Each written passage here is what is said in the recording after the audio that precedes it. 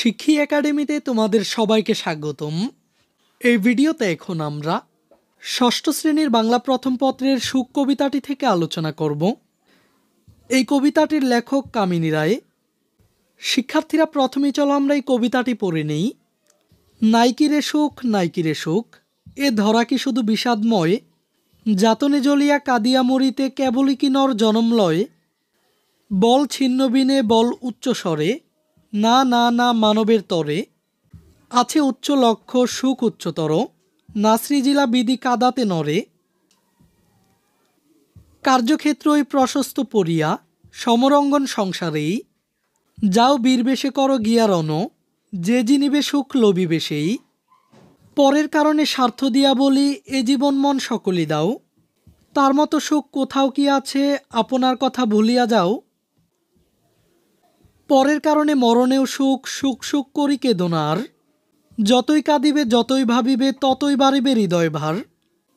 আপনারে লয়ে বিব্রত রহিতে আসে নাই কেহ অবনী পরে, সকলের তরে সকলে আমরা প্রত্যেকে মোরা পরের তরে। তো এটি হচ্ছে কামিনী রায়ের সুখ কবিতাটি। শিক্ষার্থীরা এখন চলো আমরা এই কবিতাটির মূল ভাব জেনে নেই। আমরা সবাই জীবনে সুখী হতে চাই, কিন্তু কিভাবে জীবনে সুখ আসতে পারে, সুখ কবিতায় কবি সে সম্পর্কে তার ধারণা তুলে ধরেছেন। জগতে যারা কেবল শুধু সুখ খোঁজেন, তারা জীবনে দুঃখ যন্ত্রণা দেখে ভাবেন মানুষের জীবন নিরর্থক। এ ধারণা ভুল। জীবনের উদ্দেশ্য ও তাৎপর্য আরও বিস্তৃত, অনেক মহৎ। দুঃখ যন্ত্রণা সয়ে সকল সংকট মোকাবিলা করে জীবন সংগ্রামে সফলতার মাধ্যমে সুখ অর্জিত হয়।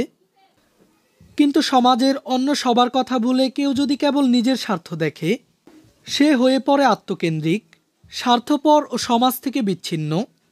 আর সমাজ বিচ্ছিন্ন মানুষ প্রকৃত সুখ লাভ করতে পারে না। পক্ষান্তরে অন্যকে আপন ভেবে অন্যের সুখ দুঃখের অংশীদার হয়ে প্রীতি ভালোবাসা সেবা ও কল্যাণের মাধ্যমে যে অন্যের মঙ্গলের জন্য ত্যাগ স্বীকার করে, সেই প্রকৃত সুখী। তো এটি মূলত কামিনী রায়ের সুখ কবিতার মূল ভাব। এখন চলো আমরা প্রথমে অনুশীলনীমূলক বহু নির্বাচনী প্রশ্নে চলে যাই। এখানে প্রথম প্রশ্নটি হলো কে সুখ লাভ করবে। অপশনগুলো হচ্ছে যে উপকার করবে, যে জীবন সংগ্রামে জয়ী হবে, যে আত্মসচেতন হয়ে উঠবে, নাকি যে বীরত্বের সঙ্গে যুদ্ধ করবে। এখানে সঠিক অপশনটি হচ্ছে যে উপকার করবে। যে উপকার করবে সে সুখ লাভ করবে। আর প্রশ্ন 2-এ রয়েছে মনের কষ্ট বৃদ্ধি পায় সুখের জন্য কাঁদলে, সুখ নিয়ে ভাবলে, নিজেকে নিয়ে ব্যস্ত থাকলে। এখানে সঠিক অপশনটি হচ্ছে ক, অর্থাৎ 1 ও 2। মনের কষ্ট বৃদ্ধি পায় সুখের জন্য কাঁদলে এবং সুখ নিয়ে ভাবলে। এরপর পরবর্তী 3 ও 4 নম্বর প্রশ্নের জন্য এখানে একটি উদ্দীপক রয়েছে। আমাদেরকে বলা হয়েছে উদ্দীপকটি পড়ো এবং 3 ও 4 নম্বর প্রশ্নের উত্তর দাও। সুমন ও নোমান পরস্পর বন্ধু। সুমনের বাবার মৃত্যুতে নোমান তাকে সার্বক্ষণিক সঙ্গ দিয়ে সান্ত্বনা দেয়। সাধ্যমতো সুমনকে সে আর্থিকভাবেও সাহায্য করে। সুমনের সমস্যাকে নোমান নিজের সমস্যাই মনে করে। এখন এই উদ্দীপকের আলোকে 3 নম্বর প্রশ্নটিতে বলা হয়েছে অনুচ্ছেদটির ভাবের সঙ্গে কোন কবিতার ভাবগত মিল রয়েছে। মানুষ জাতি, সুখ, ঝিঙ্গে ফুল, নাকি ফাগুন মাস। এখানে সঠিক অপশনটি হচ্ছে সুখ কবিতা।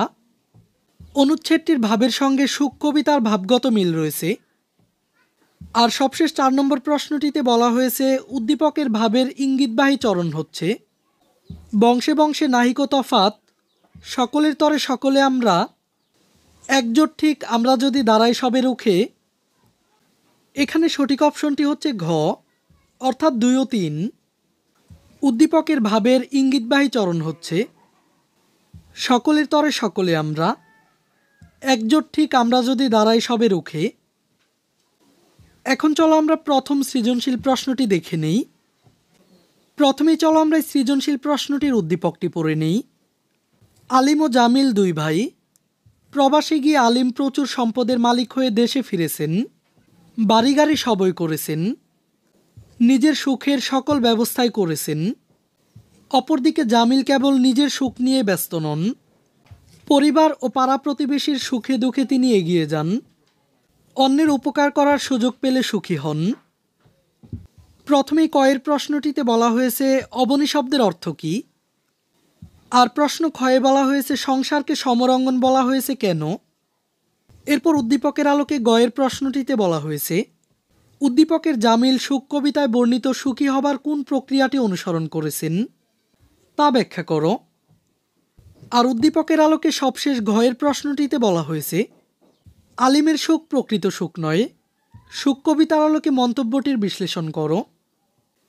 তো শিক্ষার্থীরা, চলো আমরা এই সৃজনশীল প্রশ্নটির সমাধানে চলে যাই। প্রথমেই কয়ের প্রশ্নটিতে বলা হয়েছিল অবনী শব্দের অর্থ কী।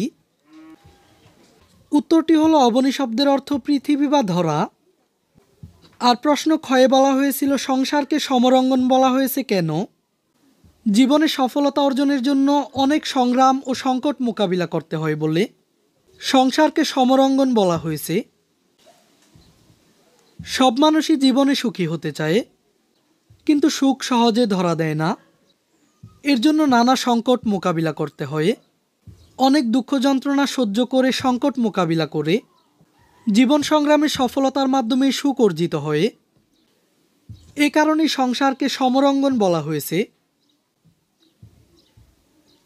আর উদ্দীপকের আলোকে গয়ের প্রশ্নটিতে বলা হয়েছিল উদ্দীপকের জামিল সুখ কবিতায় বর্ণিত সুখী হবার কোন প্রক্রিয়াটি অনুসরণ করেছে তা ব্যাখ্যা করো।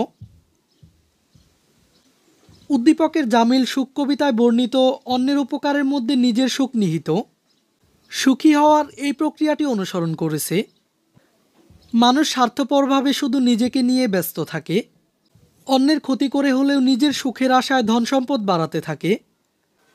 কিন্তু মানুষের কল্যাণ সাধনের মধ্যেই আসলে প্রকৃত সুখ নিহিত। সুখ কবিতায় কবি প্রকৃত সুখী হওয়ার উপায় ব্যাখ্যা করেছেন। কবি মনে করেন পরের কল্যাণার্থে মরণ হলেও তাতে সুখ রয়েছে।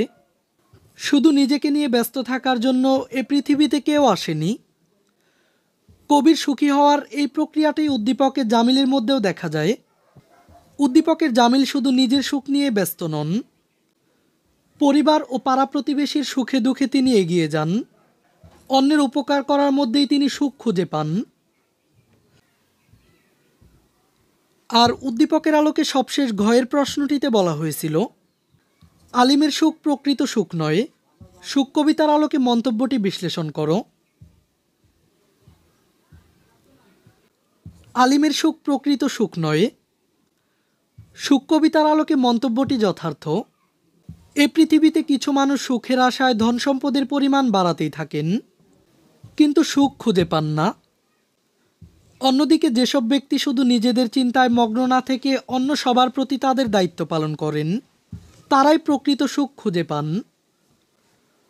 উদ্দীপকের আলিম প্রবাসে গিয়ে প্রচুর সম্পদের মালিক হয়ে দেশে ফিরেছেন, বাড়ি গাড়ি সবই করেছেন, নিজের সুখের সব ব্যবস্থাই করেছেন, কিন্তু এটাকেই প্রকৃত সুখ বলা যায় না। সুখ কবিতায় কবি বলেছেন শুধু নিজের স্বার্থ চিন্তায় মগ্ন থাকলে সুখ পাওয়া যাবে না, অন্যের কথাও চিন্তা করতে হবে, তবেই প্রকৃত সুখ পাওয়া যাবে।